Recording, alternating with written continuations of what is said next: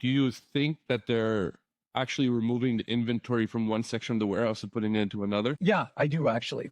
And Why? I think that whether I think that that's a long-term strategy or not, but the reason there's a couple things. So on the two products that I purchased, it was only available on one group and not the other. So to me that makes me think that they're only doing it right now from certain warehouses and not others. It's possible that the inventory was just completely allocated in different warehouses and they're not going to try to merge the orders. But I actually think they're more testing it because I tried to Google this yesterday and Perplexity it. I tried both just to make sure because the last thing I wanted to do is make this video being like amazing feature and like some guys like I've had that for a year and a half.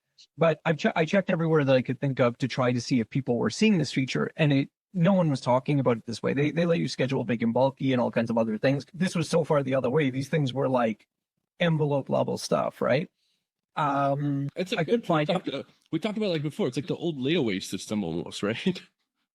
Yeah, but again, like it is, but that's why I think they're actually picking it because the thing is, like Amazon focuses too much on efficiency and productivity and all of these things, and I don't think that they're going to want to kind of, I'll say, contaminate their entire pick face or their whole, picking system by having all of this inventory that's essentially locked for customers. Because one, that's going to impact your inbound, right? It becomes less locations that you can rebin because Amazon uses very dynamic binning. They like, oh, there's a hole there. That's where those socks go.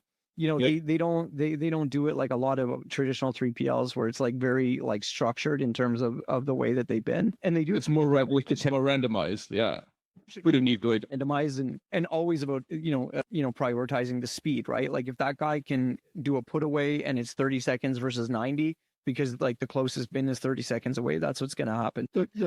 But you don't want to necessarily then lose all of those opportunities because as that type of program grows, you're going to have a higher and higher percentage of orders that would be kind of locked into then your inventory pick faces, and I don't think they'd want it. So that's why I think that they are picking it in advance. And then part of the reason why I think it only came up with certain products as not others is because I think they're testing it right now at certain warehouses because, you would need some kind of, pick to delay location or something like that, for example, to, to stage these orders. So I think that is why they're doing something like that.